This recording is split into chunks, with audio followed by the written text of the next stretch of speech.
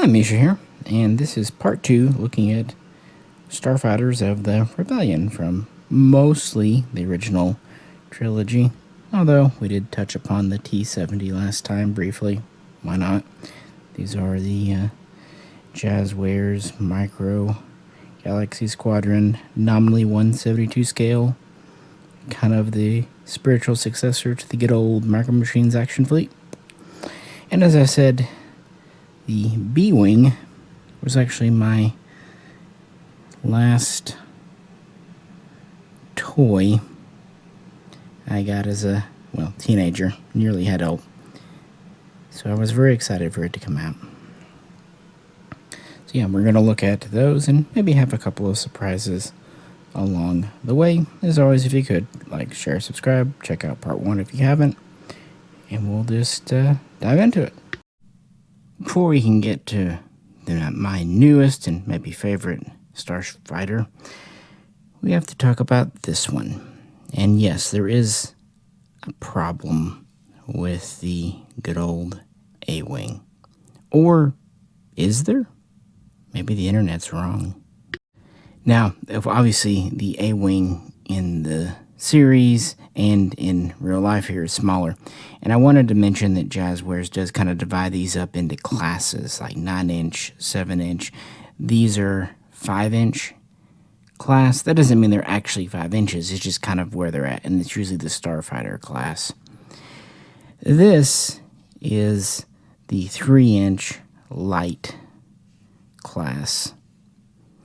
And typically, they're the same money, but you get a free blind box, a scout class with them to kind of make up the difference. Or you'll find these on sale for about $12 without it, around $19 or so with it. So up to you if you think it's worth it. But again, we're trying to keep these in scale. And the A-Wing, it's a small little one. The Y-Wing was the Rebel bomber. The X-Wing was the jack-of-all-trades, master-of-none's multi-role starfighter. The A-Wing, this was a fighter, an interceptor. Also, long-range escort and patrol craft if you need it. And we have at least 3 generations, 3 versions we see throughout Star Wars. In the real world, this was first used in Return of the Jedi. But when it actually entered into Rebel service, well, that's a bit of a debate. But first, there's not a lot for this one to show off. We have, of course, landing gear. Just the one. Otherwise, it can land on its skids. We do have the indentation for the ordnance launchers. And we do have quite an interesting hinged canopy. It actually kind of pops up and back. Hang on a sec and I'll get it going. Again, kind of like with the Y-Wing, they didn't just go simple where it just opens. They at least gave you a 2-piece design, and it actually is on a bit of a pivot. And our pilot, he's pretty crammed, or she, depending, is pretty crammed in there. But that's kind of per originality, frankly. Get him out here. There's a little clip that holds their legs in. And I just wanted to bring him out, or her, to show that they did actually give a unique mold for this one, which I appreciate, because they were wearing different outfits than the X-Wing and Y-Wing. But it is a snug fit. Yeah, if you can get him in that little kind of notch there, it's not too bad to get him in. And then this closes fully. Again, I appreciate that. Now, one trick I think they really missed was the laser cannon. Depending on the version of the A-wing, these either rotated 30 or 60 degrees or a full 360 or anywhere in between. They should have made these rotating. I was just seeing if maybe they were stuck, but no, they are not. That's odd for Jazzwares because they're usually pretty good at going for articulation. But again, this is the smaller, cheaper, lighter class, quite literally, so yeah, I'm sure there was a reason. They may just not have had room to get it in there. And yeah, this was a dedicated interceptor starfighter, not a multi-role. Overall length was 7 meters and about 4.5 meters wide.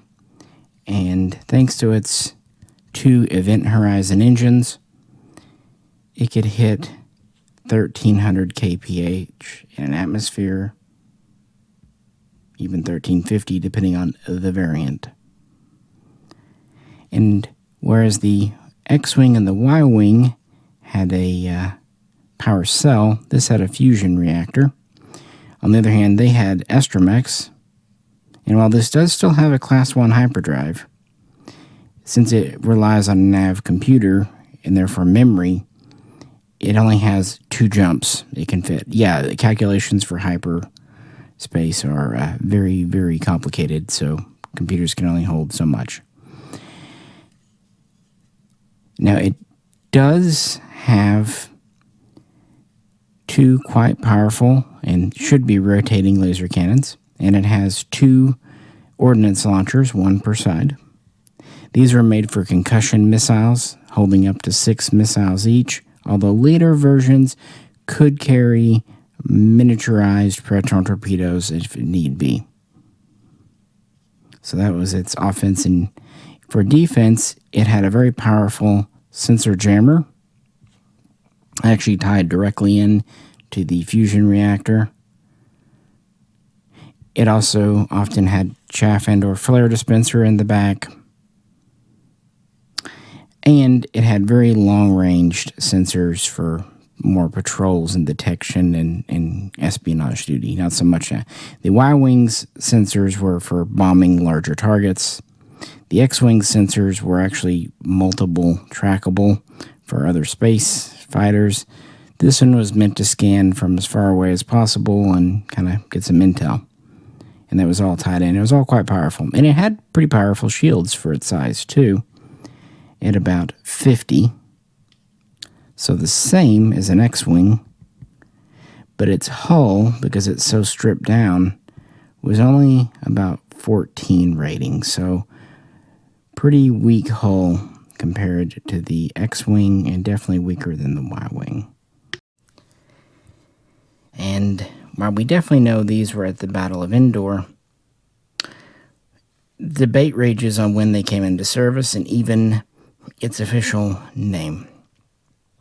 What's pretty well agreed upon, this started off as a Kuat project to replace the venerable V-Wing and the old Delta 7s, you know, a fast, sleek interceptor that relies on speed, maybe some stealth, instead of outright firepower.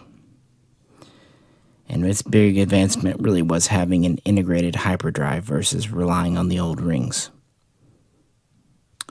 But when did it come in? And that actually gets us to the problem with this mold from Jazzwares, because this is not the A-Wing from Return of the Jedi, retroactively known as the RZ-1. From the old Titanium series, here that one is. Note, it's almost in scale just because of how small this vessel really was. But it was actually stubbier, fatter, shorter. By the way, they did get rotating cannon, at least the kind of 60-degree version. And notice it has opening canopy, not really latched. And somewhat ironically, this one actually has more landing gear. It has all three. And this is die-cast metal. It's one of the few times, if this were just a little bit bigger and in scale, I'd almost say it's better. But these have been out of production for a while. But yeah, this was the original A-Wing, known as the RZ-1.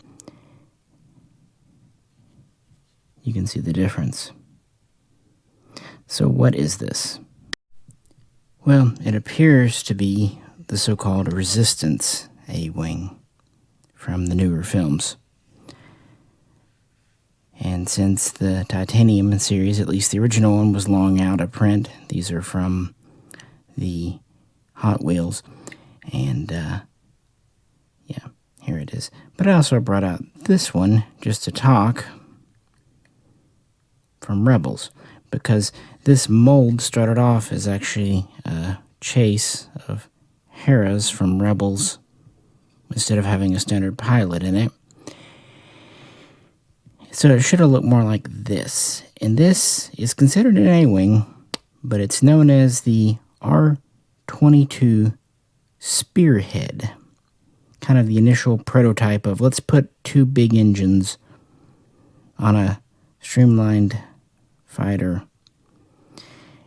And it's said that this was offered to the Empire around 15 BBY, was rejected, and they had already built a good number of them, so they went to a planetary defense force, served there for roughly a decade, and then they found their way to the Rebels.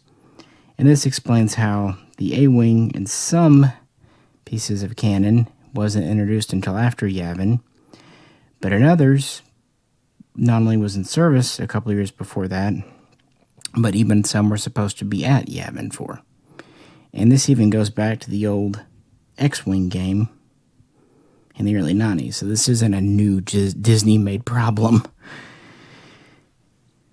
Either way, it's a retcon, but it explains a lot. And again, this was featured in Rebels, this variant, the R-22.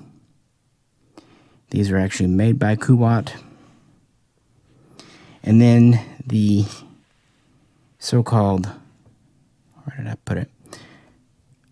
RZ-1 variant, or Mark I variant, A-Wing, was actually made underground by the Rebels in kind of chop shops, with some assistance from leftover assets from Incom. And they were far from being standardized. This actually explains why some are even trimmed out with wood and other natural elements in the cockpit, and why there's not one configuration. We see continual updates and upgrades. The RZ-1 was said to be in service in very limited numbers about half a year after Yavin, and one or two squads were available around the time of Hoth, and then at least one full squad was available for the Battle of Endor.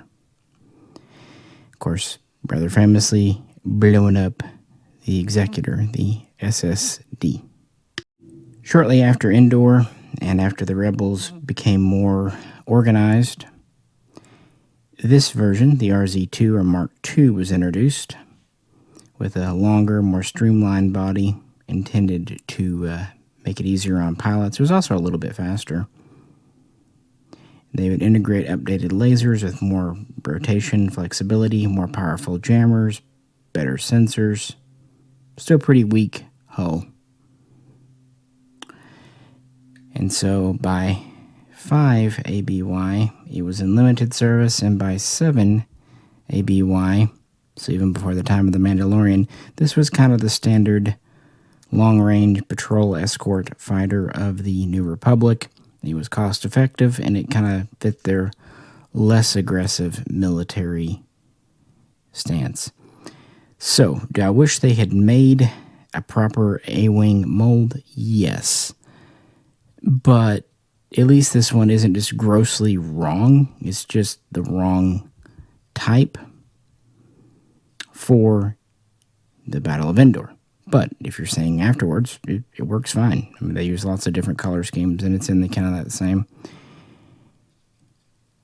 But I think a lot of people are still hopeful we will get a proper version guess we'll have to see. The A-Wing is probably my least favorite. But that's not to say I don't like it. In fact, I had the original toy when I was a kid, around 84, 85. Remember playing with it for a lot of time. So, good memories there as a child. And of course, I had the Action Fleet A-Wing as well. And it definitely fits a spot in the Rebel fleet because they really did need something to go up against more advanced TIEs. Because after Yavin, the Y-Wing was being outclassed by newer fighters like the TIE Interceptor. Even the X-Wing was having trouble with the Interceptor, and certainly newer ones like the TIE Defender. They needed something, and this was the fastest ship in the Rebel fleet, and really faster than just about anything the Empire could put out. Which is good, because if it ever got hit more than a couple of times, it would crumple like a tin can. But what do you think? Does the oopsie, wrong mold thing really bug you? Or can you kind of get over it like I have? Let me know. And what about our final one? Did they get it right, or did they screw the B-Wing up? The Slain and Corporal SF01. Yeah, the B-Wing. Although its nickname of Blade Wing is pretty cool too. And this was classed as a heavy assault fighter, really fighter bomber, because from its earliest inception it was hoped it would replace the venerable Y-Wing. Because after the Battle of Yavin, the Empire started paying more attention to Rebel tactics, and when Y-Wings would jump in to attack a target, they usually couldn't punch through the fighter screen. This was meant to do that and deliver quite a heavy payload and take a beating. It was also the largest and one of the most long-ranged single-occupant craft in the Rebellion. And it was designed to be very modular because they knew from the beginning they had to kind of make do with what they had. And Admiral Akbar was key in designing this, so it definitely has some Mon Cala asymmetry going on and lumpiness. But at least, the Y-Wing was made before the Civil War. The X-Wing was designed before, and some were made before, although the T-65B was primarily made with the Rebellion. The A-Wing was designed before, at least mostly, the RZ-1 and then the RZ-2, but then was produced very much by the Rebellion. This was designed completely under the Rebellion and built, at least initially, by them. So it definitely has kind of a, make do. Of course, this is its landed configuration. And this is definitely probably the longest. We'll do a comparison in a minute of the micro galaxies. We have 2 landing gear, which works pretty well on a flat surface, not so much on a tilted carpet, but at least they're there. In fact, at first I didn't even know there was this one here. It's pretty flush. So at least we got more than one like with the A-Wing.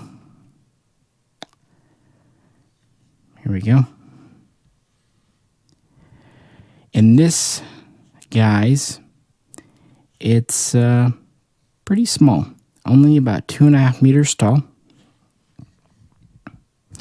And about 4.5 to 5 meters wide or long. But then on this axis, the big wing, it's 17 or more meters. Crew of 1, no astromech.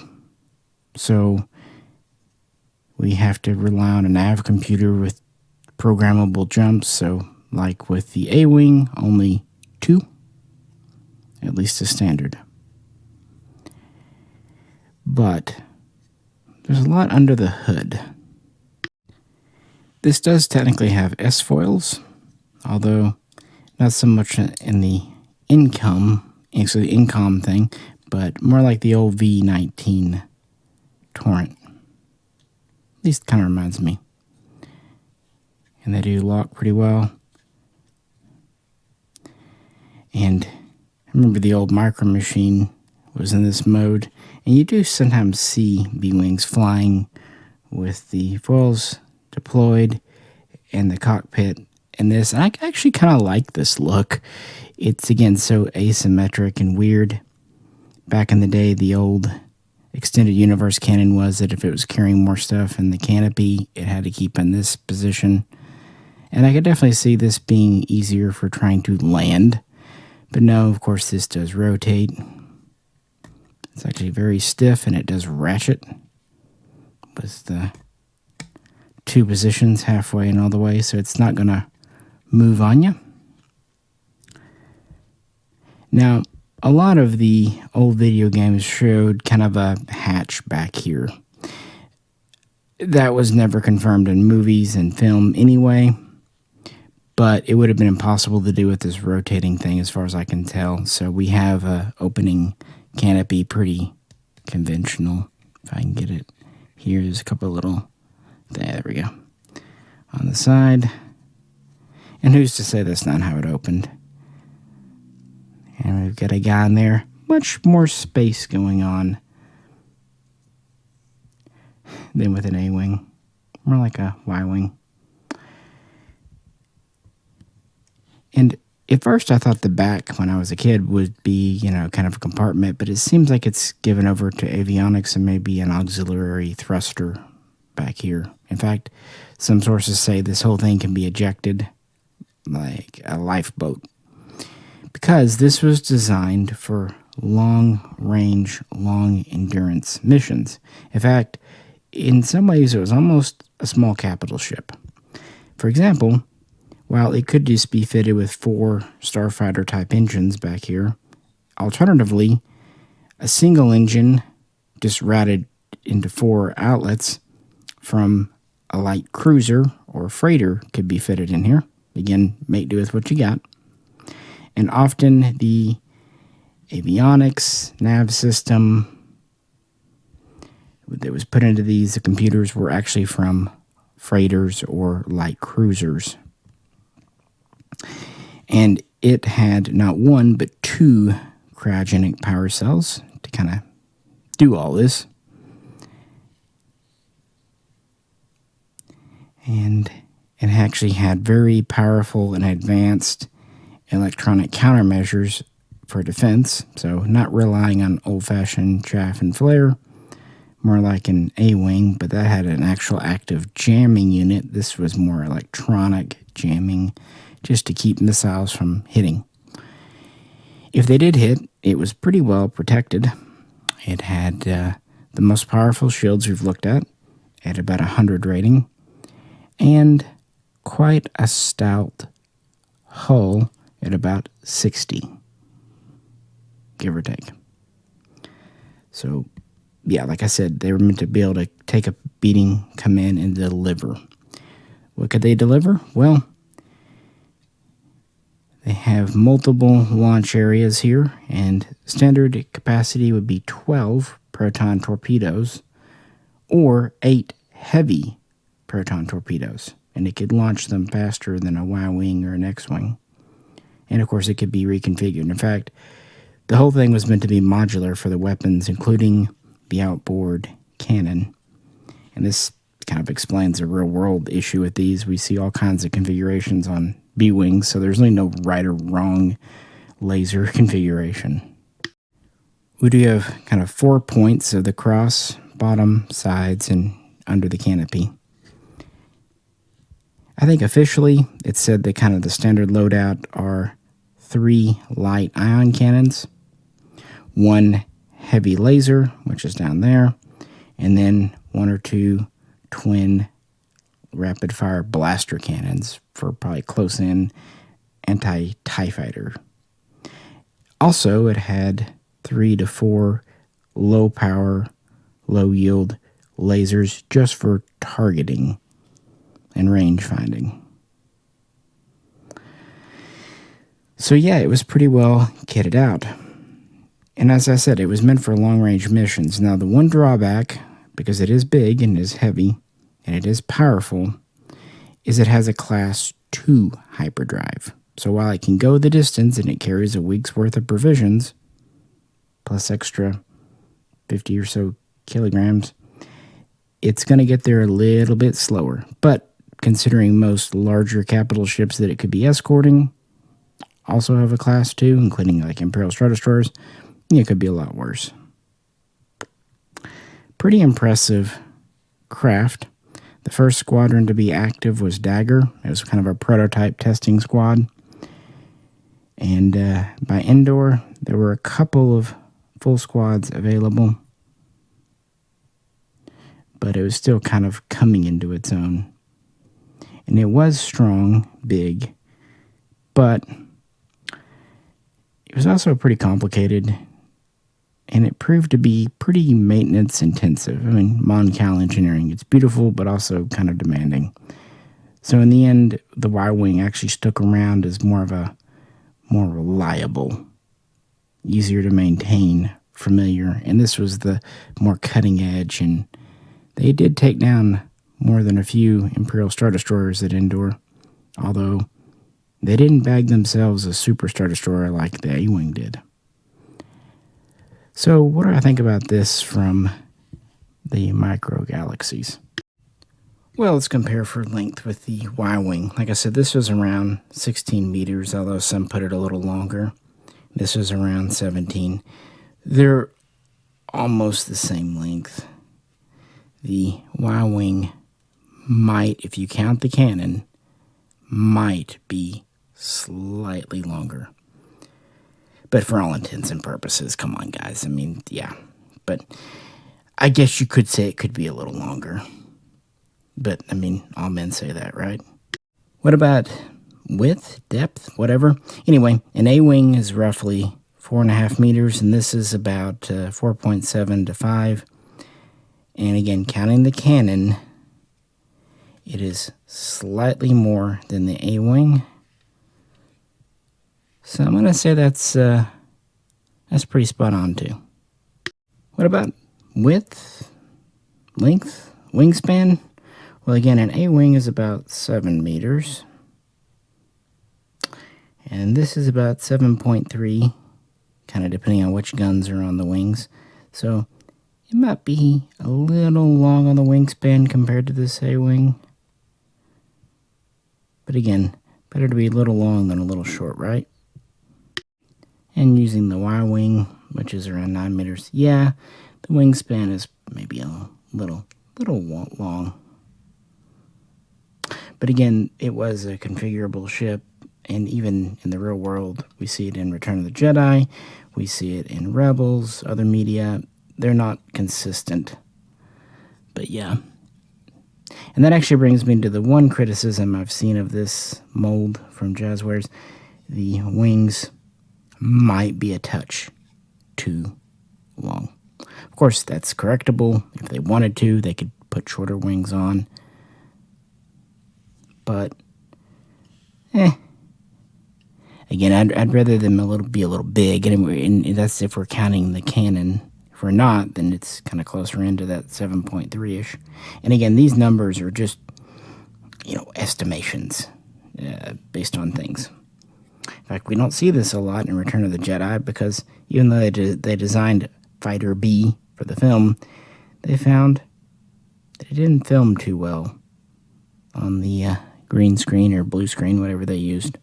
They actually had a similar problem with the original Y-Wing.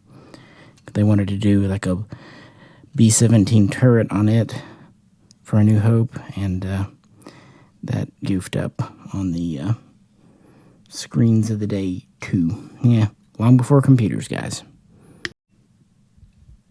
But no, it's very firm, well made. It conveys the big very well. And since I was showing the Hot Wheels and titanium A-Wings, why don't we bring out the same? And actually, here's the one from the original titanium. When you fold the wings in, kind of comparing the features, it almost makes me wonder if the wings aren't too long that if maybe this blade down here is just a little bit too short. Not much, like half an inch maybe. I don't know.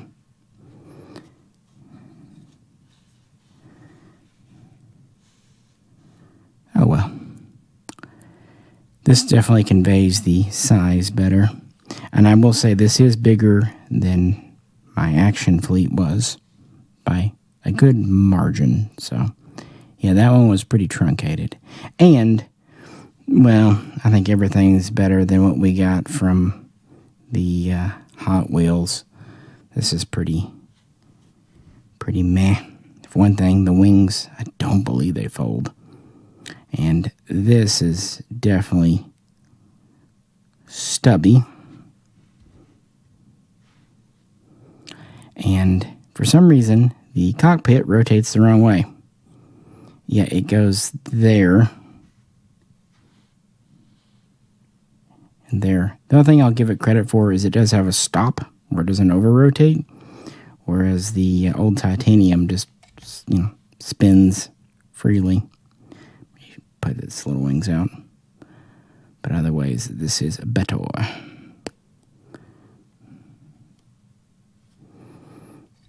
See what I mean? They're really not overly big unless you just get really up into it. And one could always argue that they have different wing modules or S-foil modules. This even has the lasers on the wrong for this, and they put the screws on this side, so it's just weird. Now you might say, well, this is supposed to be the one from the newer films. I don't know, maybe. I never really cared to look, but whatever. It is die-cast though, so maybe it does rotate that way. Is that the top? I have a hard time telling because of the canopy. Oh well. No, that definitely feels like the bottom because of the gun.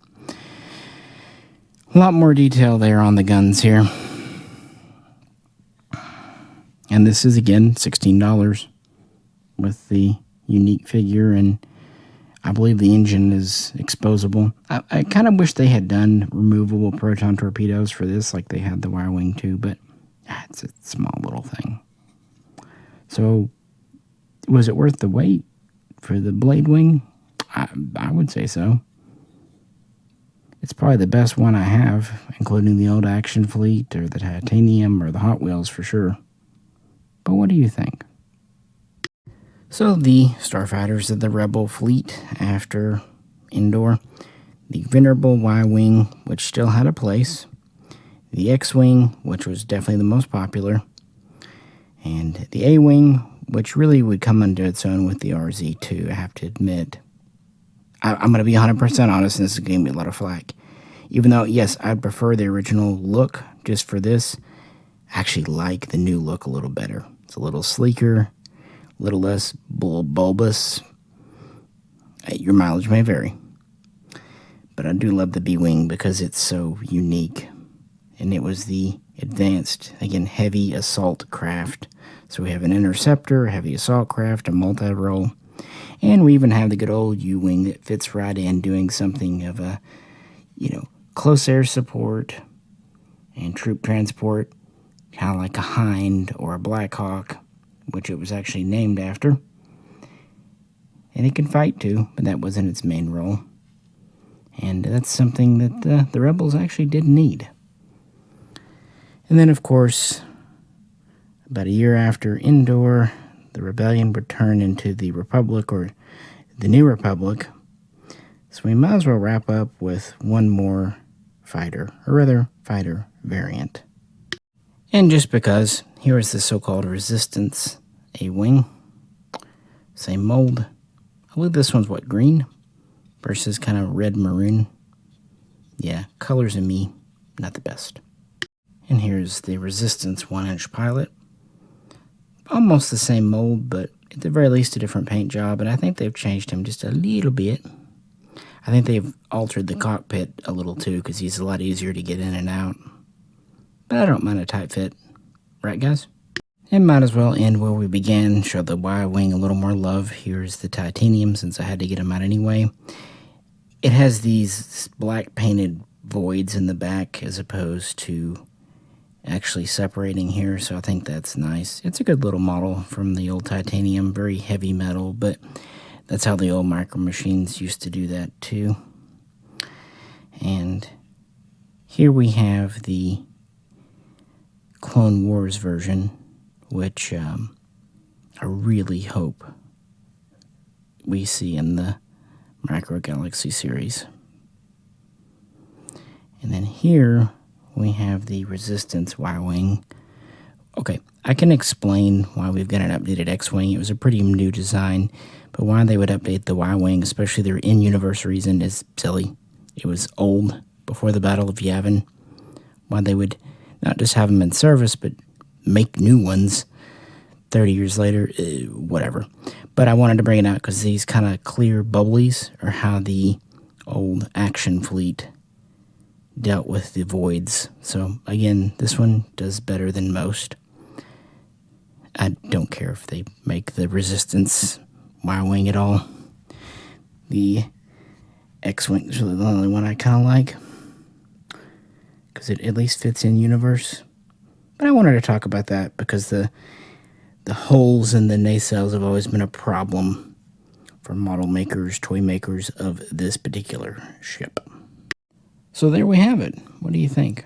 We really do have pretty much everything, at least for this period for the Rebellion. I'd really like to see more Clone Wars. I'd like to see a Z-95 Headhunter. Like I said, maybe the Clone Wars BTLB Y-Wing. Definitely a V-19's Torrent. And probably most of all, if I could only have one more, it'd be an ARC 170. But I feel like for the Rebellion, we're pretty good. But what do you think? Anything missing? We could always have the Star Fortress. That'd be fun. Complete with gravity-defying space bombs? I don't know. And if you like this, next time we can cover the TIE Fighters, because we've pretty much got all of those as well. Except for one we're missing, maybe two, that I really would like to see. But I can talk about that next time. But none of these are disappointments. I think everyone would agree the A-Wing might be the closest to it. But it seems like as time goes on, they get better and better. The Y-Wing and the B-Wing, and the most recent with the U-Wing, are really, really doing good work. And if you guys pay me, I'll even go try to dig out the old action fleet from the attic / storage building, wherever they're at. Alrighty. Appreciate you hanging out on this weekend. I've been needing to do a video for this channel and just hadn't had time, work and everything. So there you have it. This is Misha. Catch you very soon next time.